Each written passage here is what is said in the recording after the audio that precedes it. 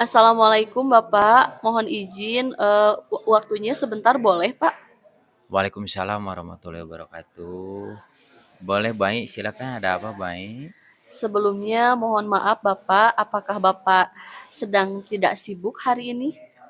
Alhamdulillah baik sekarang Opa sedang tidak ada pekerjaan, lagi santai-santai saja. Ya, ada apa yang bisa Bapak bantu? Iya, ini Pak, saya ingin mewawancarai Bapak sebagai kepala sekolah terkait Iya. pengambilan keputusan Bapak sebagai kepala sekolah terhadap kasus-kasus yang terjadi di sekolah SMA Negeri 7 Garut ini Pak. Oh, silakan Bu. Apa yang ingin Ibu tanyakan tentang hal tersebut? Baik, yang pertama begini Pak, selama ini bagaimana Bapak dapat mengidentifikasi kasus-kasus yang merupakan dilema etika atau bujukan moral selama Bapak menjadi kepala sekolah?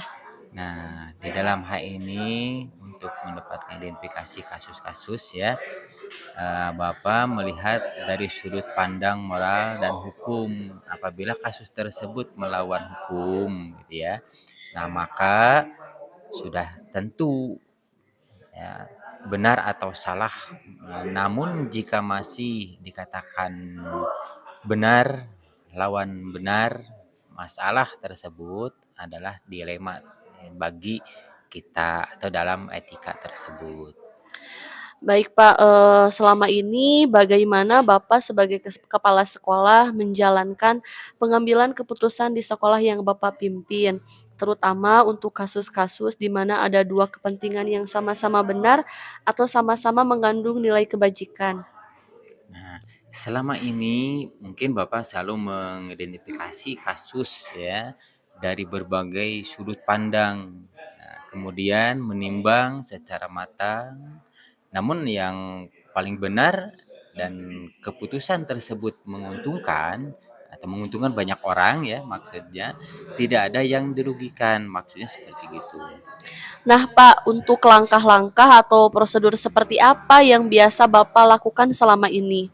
Nah, untuk langkah-langkahnya yang dilakukan itu pertama menentukan penyebab permasalahan tersebut ya atau permasalahannya, kemudian menentukan siapa yang terlibat. Nah, terus menanyakan kepada orang-orang terdekat gitu ya.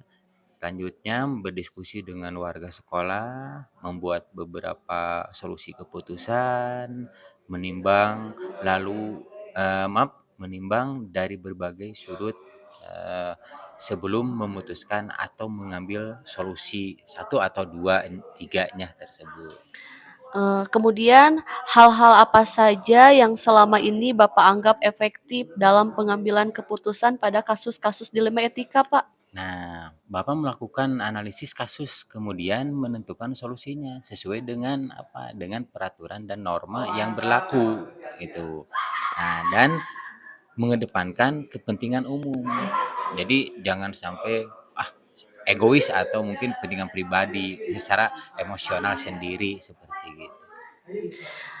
Kemudian hal-hal apa saja yang selama ini merupakan tantangan dalam pengambilan keputusan pada kasus-kasus dilema etika? Nah, dalam tantangan ini, Bapak mengambil keputusan adalah mencari keputusan terbaik karena kedepannya merupakan masalah yang sama benar. Nah, itu dalam mengambil keputusan kita harus menguntungkan kedua belah pihak dan tidak merugikan salah satunya atau sebelah pihak seperti gitu. Nah, Pak, apakah Bapak memiliki tata kala atau jadwal tertentu dalam sebuah penyelesaian kasus dilema etika? Apakah Bapak langsung menyelesaikan di tempat atau memiliki sebuah jadwal untuk menyelesaikannya? Kemudian bentuk atau prosedur seperti apa yang Bapak jalankan? Nah, untuk memutuskan suatu permasalahan atau masalah yang ringan biasanya itu Bapak langsung putuskan sendiri.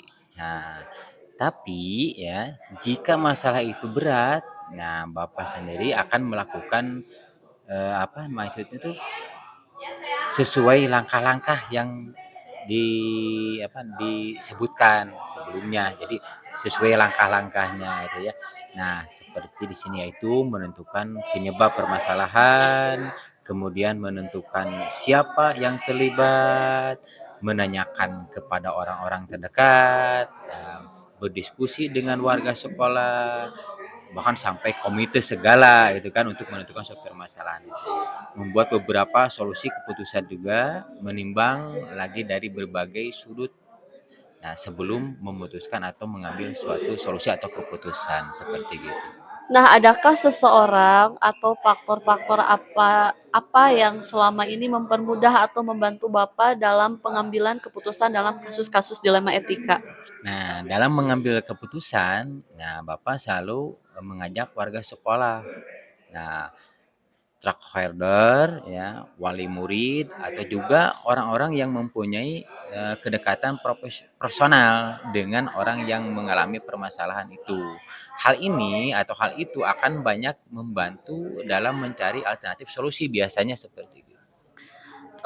Kemudian Pak, dari semua hal yang telah disampaikan, pembelajaran apa yang dapat Bapak petik dari pengalaman Bapak mengambil keputusan dilema etika? Nah, dalam pelajaran yang dapat Bapak ambil atau yang kita ambil adalah jadi lebih bijaksana dalam menganalisis sebuah permasalahan, mencari alternatif ya untuk dijadikan pertimbangan menentukan solusi yang tepat dan terbaik seperti itu.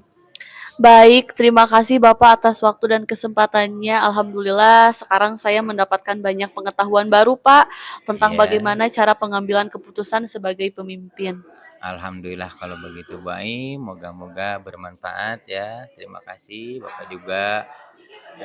Masih banyak yang perlu diperbaiki, yang masih banyak yang harus Bapak cari ilmu tentang menyelesaikan suatu permasalahan. Namun itulah yang bisa Bapak katakan sejujurnya dari dalam hati Bapak, seperti gitu.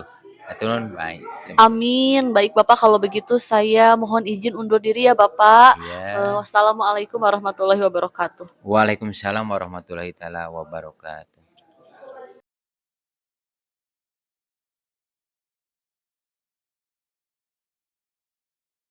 Baik Ibu, Assalamualaikum Bu. Waalaikumsalam. Silakan Bu Airatna Dewi. Apakah saya mengganggu waktunya Bu? Tidak Bu, silakan. Baik Bu, kali ini saya ada tugas Bu, yang mana tugas itu harus mewawancarai salah satu kepala sekolah sebagai praktik pengambilan keputusan. Bolehkah saya mengajukan beberapa pertanyaan kepada Ibu? Ya silakan, kalau ada yang bisa dijawab pasti akan saya jawab. Baik Ibu, selama Ibu menjadi kepala sekolah di SDN 5 Mekar Bakti, adakah satu masalah yang Ibu hadapi sebagai pemimpin di mana masalah itu menimbulkan dilema dalam penyelesaiannya? Jika ada, bagaimana cara penyelesaian masalah tersebut? Dalam kehidupan di sekolah, apalagi di dunia pendidikan, pasti masalah selalu ada. Akan tetapi dalam penyelesaian keputusan untuk kepala sekolah itu tidak semudah itu untuk menjudgment atau memutuskan satu keputusan secara sepihak. Tentunya di sekolah mendewasakan guru. Misalkan ya kalau di tingkat SD itu tidak ada makaset, tapi kepala sekolah memberikan wewenang untuk guru yang lebih tua didewasakan. Nah di sana kalau ketika ada masalah kita runding dulu dengan guru yang sudah didewasakan, kemudian untuk mencari solusinya terhadap masalah tersebut. Kemudian nanti kalau sudah ada solusi, baru kita memusyawarahkan dengan langkah apa yang sesuai direncanakan oleh kita berdua dengan Wakasek. Baik Ibu, langkah-langkah atau prosedur seperti apa Bu yang Ibu lakukan selama ini? Yang pertama memaparkan dulu permasalahannya. Misalkan taruh permasalahannya itu ada guru yang kehadirannya itu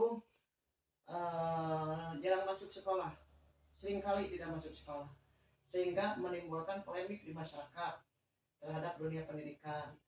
Nah di sana kita tidak langsung memanggil guru tersebut kemudian di jasmine atau diintimidasi, tidak.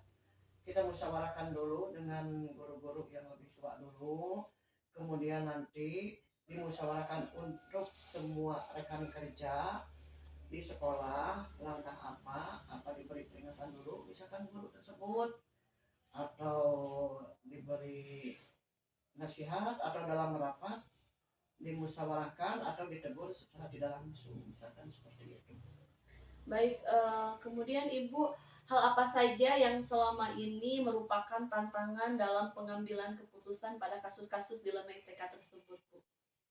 Tantangannya memang sangat sangat berat, pasti sangat berat. Pertama, tantangannya satu dari masyarakat. Kalau guru tersebut malas masuk sekolah, mata masyarakat itu paling tajam terhadap pendidikan. Apalagi nomor satu sorotan yang paling tajam itu dari orang tua siswa. Nah, makanya tantangan tersebut terhadap guru itu perlu pendekatan yang betul-betul dari hati ke hati supaya guru tersebut bisa melaksanakan tugas baik mungkin ingat atau sadar terhadap kewajibannya di sekolah. Baik, Ibu, apakah Ibu memiliki tata kala atau jadwal tertentu, Bu, dalam sebuah penyelesaian kasus dilema ITK tersebut? Atau apakah Ibu langsung menyelesaikan di tempat atau memiliki jadwal untuk menyelesaikannya? Terus prosedurnya seperti apa, Bu, yang Ibu jalankan? Di sini dilaksanakan secara berkala. Pertama kumpulkan dulu kasusnya, identifikasi kasusnya masalah guru itu apa. Karena mengapa guru itu jarang masuk sekolah?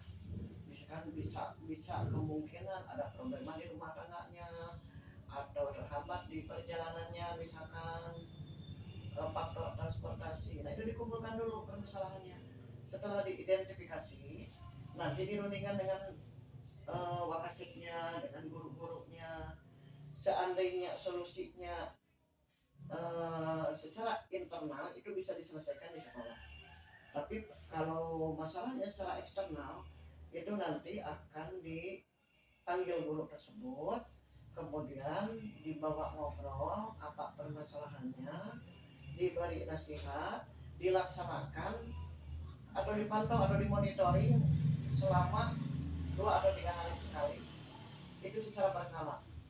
Nah, kalau tidak ada perubahan di sekolah itu baru ke dinas pendidikan sebagai pimpinan saya sendiri.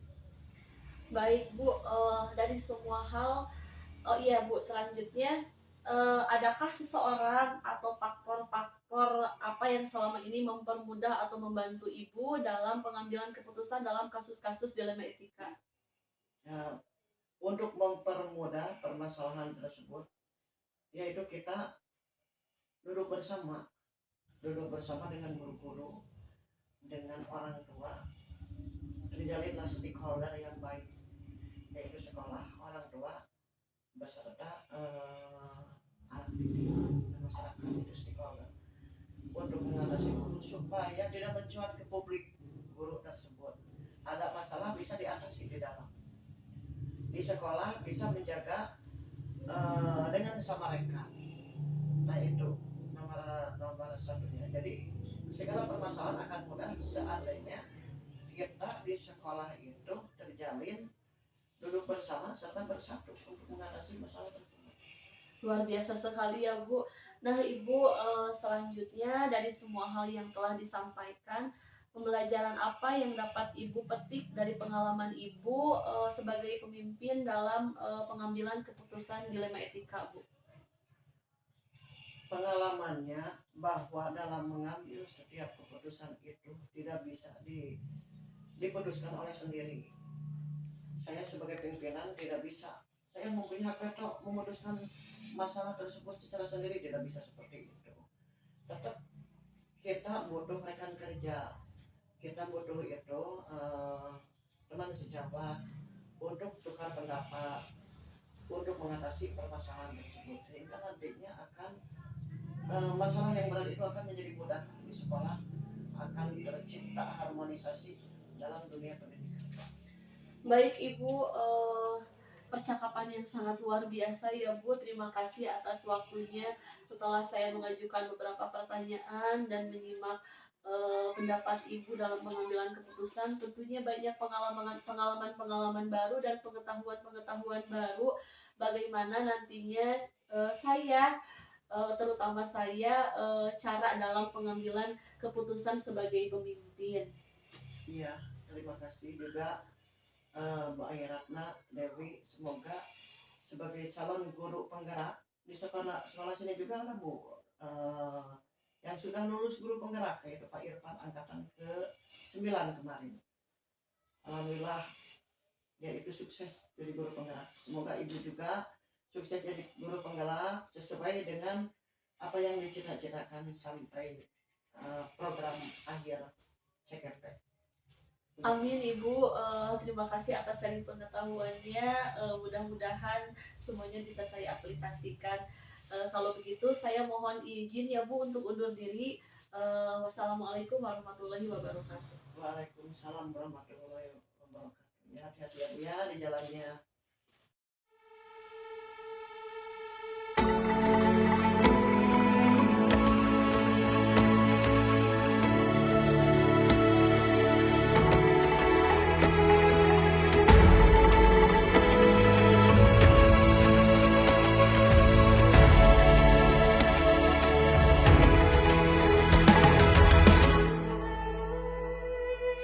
Ayo memilih apa yang kau suka. Merdeka belajar wujud yang nyata.